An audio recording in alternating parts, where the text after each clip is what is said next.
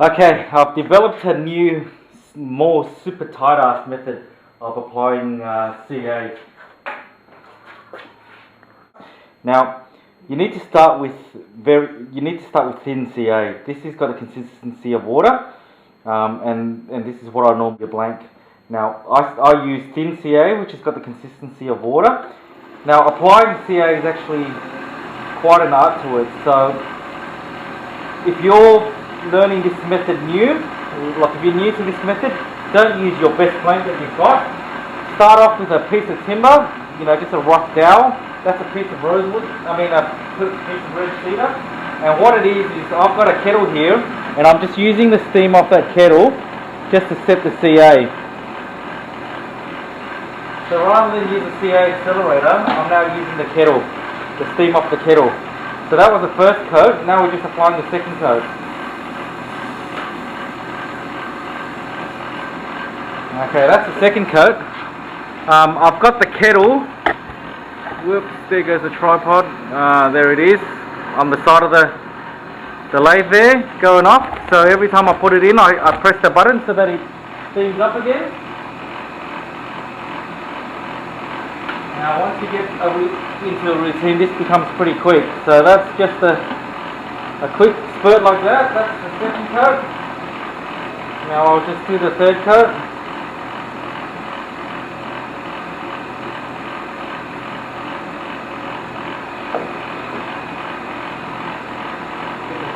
Kettle to steam up again when it's boiling.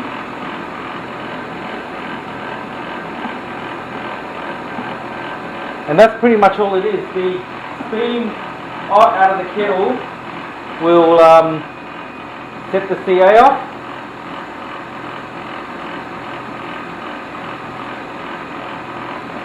And check the kettle again, get it to boil a bit. Now you don't need to use a kettle if you've got one of those steam mop things or one of those steam generators. That's all you need to use. Just a bit of steam will set the CA off. Now I'll just show you what it's like. I've just stopped the lathe. That's a piece from the abrasive, but it's nice and dry. We can apply the next coat.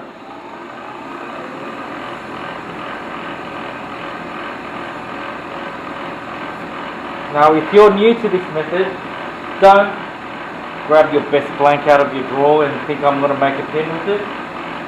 What will happen is you'll stuff up, because it is an acquired skill. Once you get used to it, practice with a scrap piece of timber. It's like me being new to wood turning. Never turned a bowl in my life, and what do? I go and use my best bowl blank that I've purchased for $40. Even though it's my first project. If I told you that, you'd be shaking your head and you think, David, what the hell are you doing? Practice with a scrap piece of wood first, and once you've made a few bowls out of scrap pieces of wood, then migrate on to the better stuff. As you can see, you just keep going through. Do however many coats you want, and that's it. No frosting. Well, I've seen it in the past when it's quite humid and I'm using this method. This is a piece of silky oak. Sorry, not silky oak, a bit of she oak. And what's happened, as you can see in this piece, it's had 4 coats already, and it's developed a frosty white. I just stopped doing this just so that I can show you. There's like a frosty white on the blank at the moment. Now if I start that up, as you can see there's a frosty white surface on there, and I apply another coat, what happens is with the next coat, it takes that frosty white dusting away. As you can see, it's dissolved the last coat and it's gone back clear. Now I'll just start the kettle again.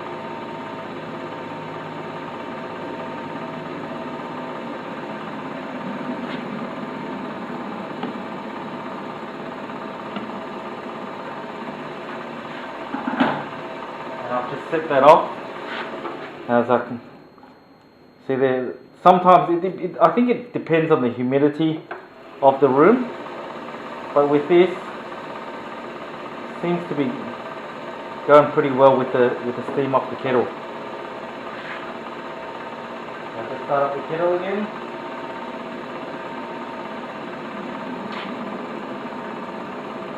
You don't need much. Look, if I keep that kettle there for a while, so you know 5 or 10 seconds there, it does develop that frosty white look. But once you've applied that once that frosty white goes on there with your next coat,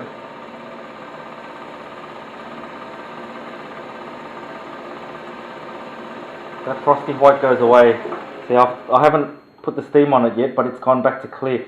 With the Glen 20, it's been working for me because I actually keep it, give it a good shake, and I hold it back 600 or 700 mils, and a few people have experienced white spotches on there, and then I tried to recreate that, you know, what they described to me over the phone, and what I found is if you don't shake your bottle well enough, or if you've got a bit of shit on your nozzle, and then it comes out in big droplets, then that's when you get your white droplets appear on the blank. But with the steaming method, the frosty white appears, but the frosty white is actually quite thin, and it comes off with the next layer of thin CA. So that's it there. And I'll get the kettle going again. I wish I had a steamer. And that's it going.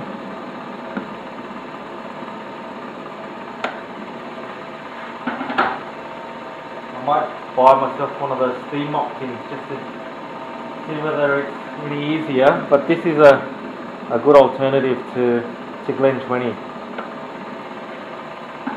So the moisture in the steam sets off the CA, and then look, see that really fine white powder that develops on the surface actually comes off on the fingers. So once you buff that back, you'll just have a nice clear surface on there. Give it a try, but try with a scrap piece of timber. This is a blank with a big a borer hole through it, so that's why I've rejected that blank, and I've been practicing with that. Now practice with a scrap piece of timber. Don't grab your best piece of tiger myrtle or snake wood or whatever it is. Just practice with a dowel that you have in the workshop, and once you've perfected it and once you're happy with the finish, well then move on to your other blanks. Spend some time just to develop the skill, but once you've got the skill, you can then you got another feather in your hat or a string in your bow, and then to just help with the whole pen turning experience. Thanks for watching.